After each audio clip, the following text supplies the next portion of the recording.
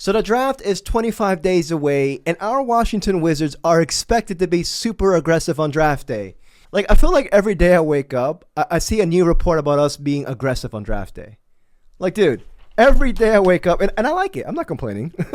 So a new report basically came out, and it's from ESPN, so it's credible, saying that we are, quote unquote, I'm going to put the receipt right here, in the hunt for a star in this draft.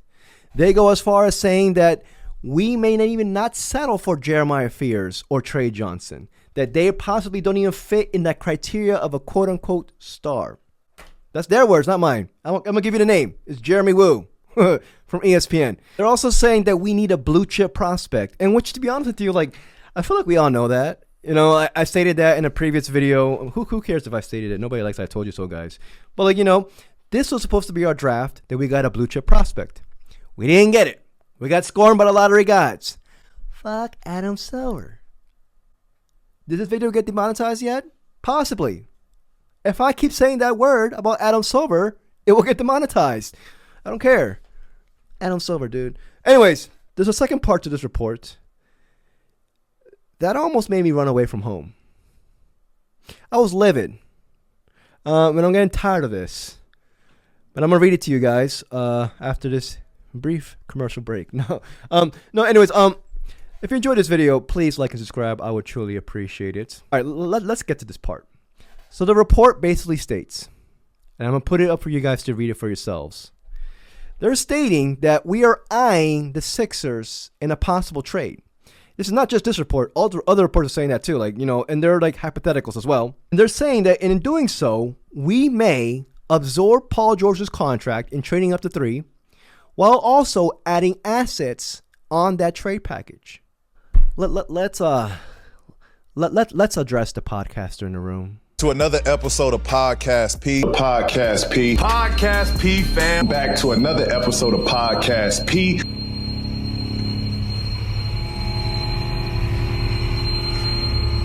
So before I continue, we have been eyeing the Sixers as a possible trade partner. The Sixers themselves have been eyeing us as a possible trade partner as well. If you go to a Sixers fan website or you listen to a Sixers podcast and you have no life like me, you will hear them stating that we will not only absorb Paul George's contract, but we will attach the number 18th overall pick on top of future draft picks to get the number 3. You see, this is where I need to run away from home. I'm tired of this. What do they think we're dumb?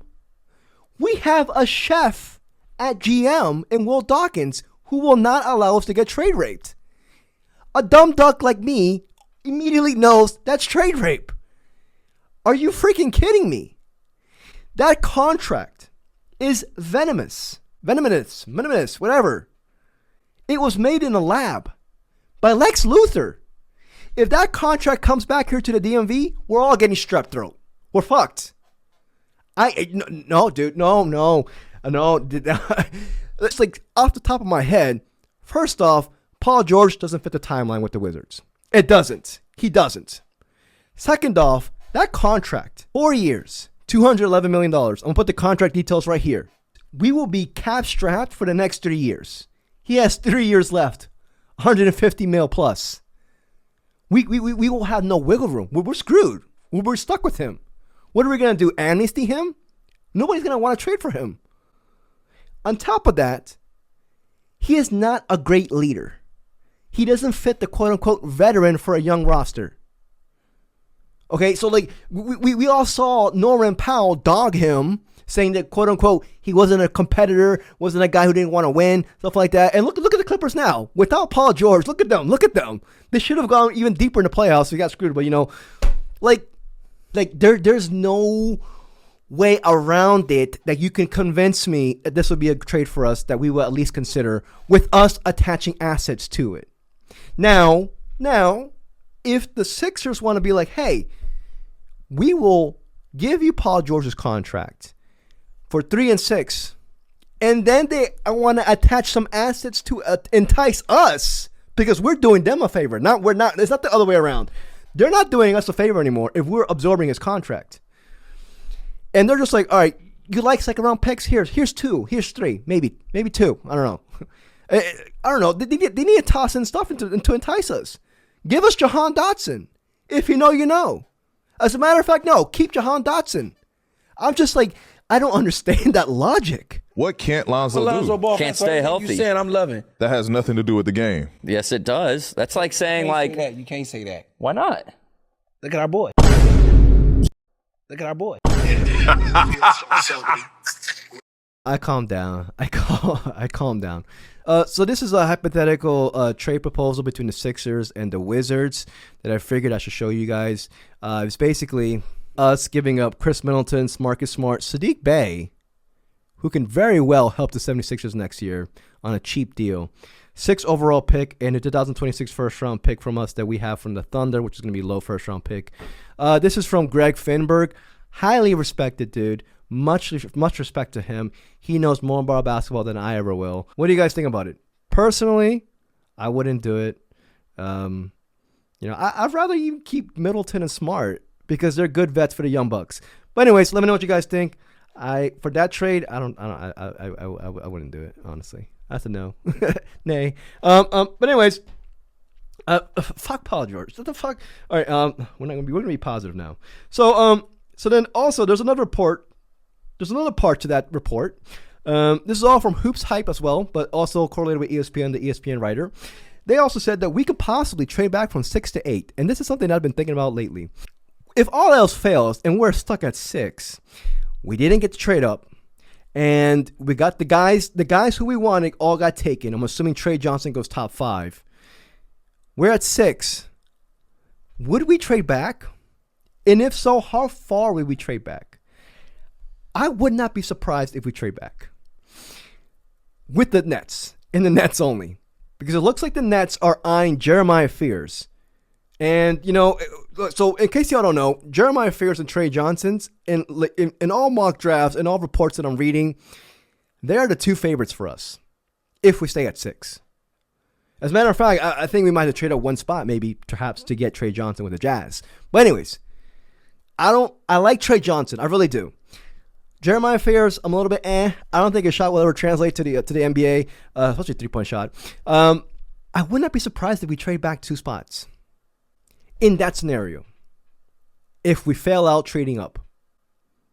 And here's why. We get back 2 spots. We get assets for the future. Most likely 2026 draft assets, because in case we get scorned again in the draft lottery, we can at least get more assets to move up. Hear me out. We get to 8, and we draft a guy at 8 who we would have possibly drafted at 6. And I'm looking at one guy. Yegor Demon. I think Yegor Demon is a dude who Will Dawkins will covet highly.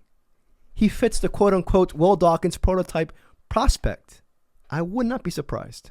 But anyways, let's go on moving forward. Yahoo Sports recently dropped a mock draft for not for us, for the NBA, and they had us taking Jeremiah Fears.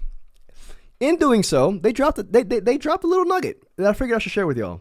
They said that, quote unquote, they are seemingly focusing on playmakers. They want a true primary playmaker. And honestly, I think that's one of our basic needs this offseason, besides having a true big man next to Alex Sarr or a front court mate, whatever, true big man, whatever. But they're saying that in doing so, they're focusing on 3 dudes. By they, I mean us. Jeremiah Fears, Trey Johnson, and Yegor Demon. All those guys have that capability to be a primary playmaker. I would not be surprised if we draft either 3 of them at 6. I think those 3, because Yegor Demon, we're still like a month away. His stock is still only going up. It's going up, dude. Whoever Will Dawkins covets, I'm on board. But from what I'm reading, from what I'm seeing, it's going to be those 2, unless we trade up. And I think, honestly, if you were to put your money on me, I'm saying, dude, I think we're trading up. Now, I don't know if it's a 5, maybe even to 4 to 3. It depends how the draft folds up. This is the thing that I want to share with you guys as well. In that same draft, they have Derek Queen falling to us at 18. Now, I recently dropped a video talking about how Derek Queen performed very bad at the combine. And, with me, I'm just like, Derek Queen's a basketball player. He's not a freaking explosive athlete. He's not going to wow you with the freaking numbers, but he performed bad there, and his stock is kind of slipping. He can regain his stock back up, but I'm just like, this is one thing that I want to tell y'all. I think there's a chance we can get both Derek Queen with our second pick.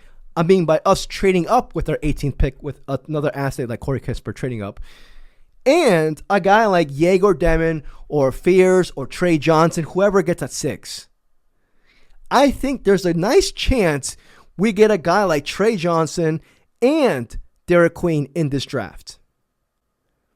We get lucky, Trey Johnson falls to us, or we trade up one spot. And then also, we trade up a couple spots to get Derek Queen. I can see the Rockets wanting Corey Kispert. We trade up. I think there's a possibility that we trade up with both of our picks.